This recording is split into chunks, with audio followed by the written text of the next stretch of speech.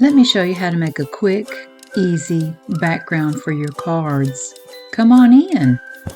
Hello, this is Julia Laird with Senior Susie Stamps. Are you interested in making your own backgrounds for cards? Today I'd like to show you a technique that's fun, quick, and easy to do, and this is what you're going to need. First of all, we're going to do a little bit of stenciling, so you need some kind of little soaking box to drop your stencils in. Now I put just a little drop of Blue Dawn dishwashing soap in there. It helps to release the ink quickly and easily and cleans the stencils nicely. Today we're going to need some supplies. We'll need Memento black ink, and then you choose whatever colors of ink you want to do. And today I have chosen these colors. It doesn't matter, you use what you have. This is a really easy way to use all kinds of different inks. And you will need some sponge daubers. You can use the big ones or you can use finger daubers. Now I have made some focals today, and that's how I chose these ink colors. They're complementing my focal images that I'm going to put on this card. This is the stencil I'm going to use. These are pigment ink pens, and I will be doing some final dots on the cards with those. You'll need your favorite color of glitter glue that will go with the ink choices that you've made. Today I'm going to use silver glitter glue. It's kind of universal and it puts a lot of shine on your card. So that's what I'm using today. I'm going to use a black card base. It's an A2 size, 4 1/4 by 5 1/2. I have an inside insert that I'm going to put in that is 3 3/4 by 5. I'll set that aside for now. And then I have a cover sheet, and this is heavyweight cardstock, and it's going to be the full size 5 1/2 by 4 1/4. I like to make these in the full size sheet because I keep all my little trim offs to make other things out of, and I like to have a little strip to go on the inside as well. To start this process, you just pick any color ink you want to start with. This is really easy to do. Ink your sponge dauber up. If you don't get a good coverage, just go back and ink it again. I usually put about 7 little spots down, and then I move on to my next color. I'm not worried about covering up white space, because I think the white space adds just a little bit to these cards. So don't feel like you need to completely cover everything up. This is Soft Sky. That first one was Mint Macaroon. There. So that's my 7 in the Soft Sky. I'm going to move on to this stamp pad that I've put all kinds of different inks on, so who knows what it is, but it's basically an orange color. Now these, because I'm not going to use them again, I'm going to drop right in that soaking tray so that they'll be soaking the ink off. This is started out as Groovy Guava, and now it's got Grapefruit Grove on it, and it's just a fun little orange color.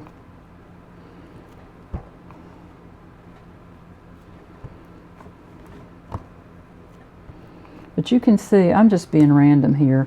Don't try to structure yourself, because it just doesn't work that way. Just try to do an odd number and try to have as much ink selection in colors that you like. You can make them monochromatic, or you can make them wild colors like we are today, and that's always fun too. And that one is Pear Tart by Memento. And this last one is an old color called Turquoise Temptation. It really adds a lot of color in to the look. It's amazing how much color you can put in something And it just works. That's 5. I'm going to do 6, and then one more, maybe right there. That's 7. Now that's all the color I'm going to put on. I'm going to put this back in the water to soak and get my ink out of the way, because we won't need those anymore. Now I will need the black and my black dauber. So give me a sec to get this stuff put out of the road. I'm going to use a little water spritz to clean this up. And me. Yeah, I just can't do these projects without getting stuff on me. Can you? If you can, I'd like to know how. Because it doesn't work here. When I do stencil work, I've found these little mats work really well. I get them from the Dollar Tree, but you could just as easy use a Teflon mat. I've got one. I just keep this one shoved up underneath my little work mat here, and it works well. What I usually do is just put a little bit of ATG glue down, put my piece down, and then I'm going to tack my stencil down with some of this removable labeling tape from Post-it. And I just usually tear off a couple pieces like that. And we'll probably want to stencil all the way to the edge of the paper. So I'm going to tack my stencil to the mat off away from my piece that I'm working on. Now, you can do as much black as you want to, and you can have it all over, or you can do in small spots. I'm just going to start out a little small and see how that works, because I don't really want to blacken this piece up too awful much. There. Can always add more. Isn't that right? Something about the black, adding black to this, just helps your eye move around the piece. I don't know what that is. Let's pull this back and see if that's going to be enough or not. Oh yeah, I think that's going to be fine. I don't want to darken it up too much, because I am going to blacken the edges around outside there. So let's put the stencil in. I don't need it anymore. Now, the next step that I'm going to do is to add my glitter glue to this. And I want this to be, so you just rub that little bit of tape up with your finger. It comes right off. Works really well. Okay. So I'm going to put my glitter down. You've probably seen me do this before, but I'll show you again. I just squish it on in a little squiggle. Hope that comes out okay in the camera. And then when I do my piece, I lay it down and kind of twist it so that I don't see those lines too much. I hope you can see me doing that. There are going to be some lines in this, but once the glitter dries, you're not going to see it too much. Now that has a nice kind of all over glitter effect. There. Now I'm going to set that aside to dry. Oh, and while speaking of drying, when you're doing a piece like this, that ink that I put down before the glitter wasn't wet. The paper wasn't wet. But if it's damp at all, you need to let that dry, and that way your glitter glue won't be diluted, because if it gets damp in any way, then the glitter will come off. But if you do it this way, the glitter won't come off. Now I'm going to need this shiny mat for one more process, so bear with me. I'm going to get my heat gun out and dry this. Okay, I think that's dry enough now. You probably won't be able to see it on the camera, but when you make these in your studio, you'll notice that the glitter glue, it adds like a layer of skin or something kind of translucent on top of the ink, and sometimes it activates the ink just a little bit and changes the colors in them, but makes them a little bit more vibrant. It's a fun process, and I encourage you to try it. Now, before I black the edges, I'm going to do my trim off because I don't want my trim off to be black. So hang on, I'm going to get my trimmer, and I'm just going to use my Tim Holtz trimmer for this, and I'm going to cut this piece to 5 by 3 3/4. Now these I'll put in my keep pile. I'll probably use this one on the inside of the card, and I was thinking these might make some fun feathers, so we'll see about that later. Now I'm going to black the edges on this because it helps the little glue residue to become more apparent, and it draws your eye in to the center of the card. Okay, now you can see now, I hope on the camera, see how that glitter glue has added another layer on there?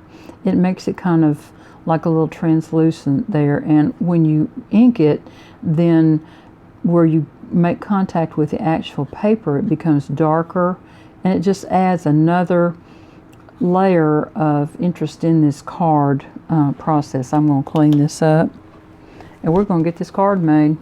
It's just that simple to do. It doesn't take any time at all, and you get a background that is very unique. You can use it for all kinds of different cards. And I'm going to put this little strip, I think I'll put it on the inside right like that, and do a little trim off. So I want to do that before I put it on the card. I always like to leave just a little tiny strip of white on my inside pieces. That's just a personal preference. You don't need to do that if you want to push it right up to the edge, but what I find is I push some of it a little too far if I don't have that little white strip showing. So there you can see what I mean. Now I'm going to glue this to the inside.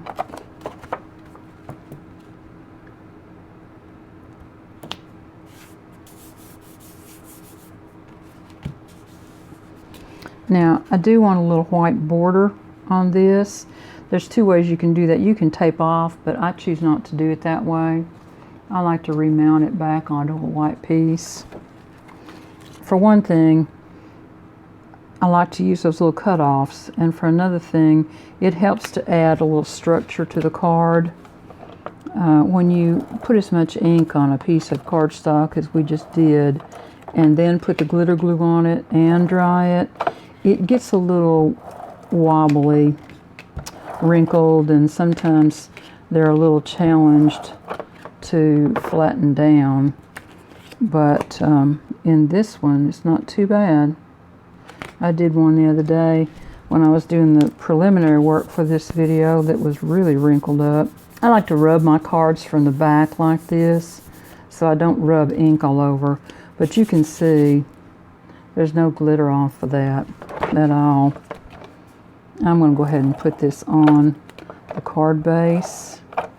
Now you could put foam on this step if you wanted to, and on some of the cards that I've made that I'm going to show you, I have done that. So I think this black card base really makes this card stand out and pop. This came from that stamp set, Hello Ladybug. And so I've used corresponding colors in here so that it should kind of all coordinate. And you might want to think about that. Start with your focal point and then play off of those colors.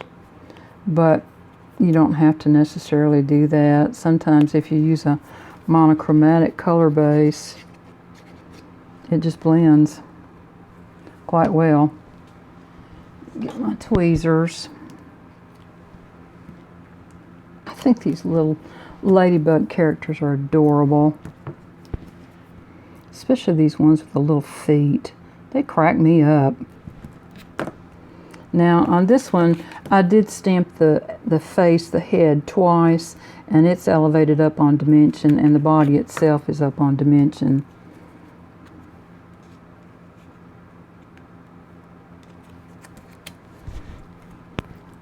My friend Peggy got me these flowers from Michael's. Michael's is, I don't know, 75 or 80 miles from me, so I don't ever go, but that's where these little orange flowers came from, and I'm just going to add them in on top of this just as another little orange flower to go with those and finish this card out. I've got a little black and white gingham bow here that I thought would be pretty, and I believe I'm going to put that on with a glue dot. There, that's a sweet little card with a fun, quick background that you make yourself. I'll finish that up later. Let me show you the rest of these cards. This is the first one that I ever did, and you can see it's got some blue glitter on it. I hope you can see that. This is one. Now, the gears here are made out of fun foam, and of course this black is stenciled. These are some Tim Holtz sentiments. Then this is another bug one with a little bee theme and the honeycomb on the back of it. Now, I did put some dots on these. I hope you can see them. There's red and yellow and white. And I used my little pins here. So let's go back on this card and see how that changes. Let's use maybe orange. I don't know that that blue is right. I think white will work really well. Let's do these three and see. You'll be able to tell, I think, the difference in the card. It just adds a little more whimsy and helps your eye travel around the card a little bit.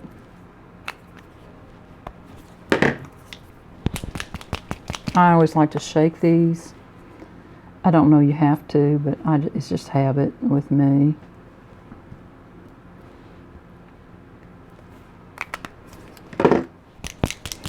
I think maybe a little red dot in these is going to be fun too. I'll get that one out in just a second.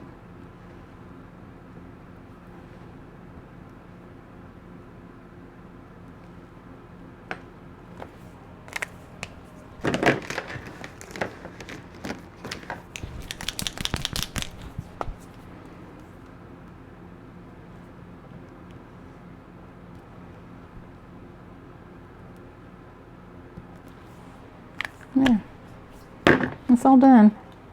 So I hope you enjoyed this technique and that you'll try it. If you do, post a picture of what you made over on Facebook page and so we can all see it. Talk to you later. Bye-bye. Have a great week.